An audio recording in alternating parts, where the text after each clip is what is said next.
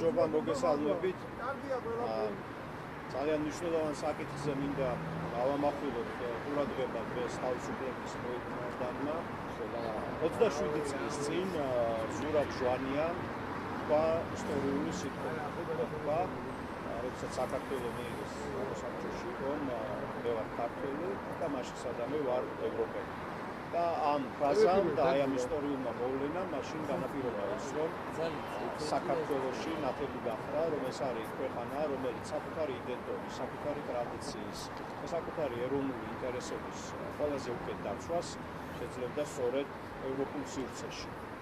დღეს ჩვენ ვართ ისტორიული კატასტროფის წინაშე, ქართული ოცნების პოლიტიკის გამო, იმიტომ რომ გვიახლოვდება თარიღი, რომელიც ევროსაბჭომ დაუთვა საქართველოს იმისათვის, რათა მას გადაედგა გადამწყვეტი ნაბიჯები დემოკრატიის აღსადგენად, ადამიანის უფლებების დასაცავად და იმ პოლიტიკური კრიზისიდან გამოსასვლელად, რომელიც მანვე შექმნა ამ ქვეყანაში. თქვენ იცით, რომ საქართველოს დელეგაციას ევროსაბჭოში აქვს მთელი რიგი უფლებები შეზღუდული.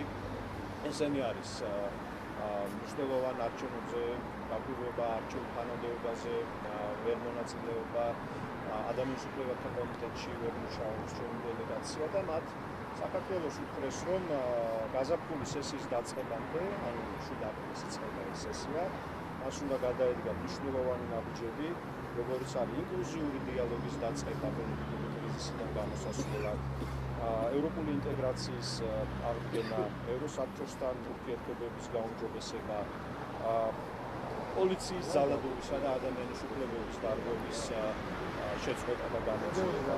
ისევე როგორც თვითონ ასამბლეის თვალსაზრისით ძალიან მნიშვნელოვანია ქვეყანაში ჩატარდეს ახალი არჩევნები, პოლიტიკური პატიმრები.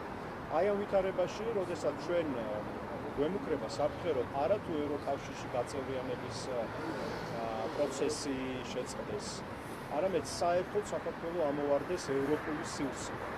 საქართველოს პოლიტიკური იდენტობა, ჩვენი პოლიტიკური იდენტობის განმავლობაში ასე იძებსებოდა და ასე იქნებოდა, რომ საქართველოს არის ევროპული სივრცის ნაწილი, ეკუთვნის აი ამ სივრცეს და დღეს ჩვენ გვაქვს ის ვითარება, როდესაც ჩვენ შესაძლოა საერთოდ დავრჩეთ ევროპული სივრცის და ევროპული მექანიზმების მიღმა, რომელიც უკიდურესად მნიშვნელოვანია ჩვენი განვითარებისთვის, ადამიანის უფლებების დაცვისთვის.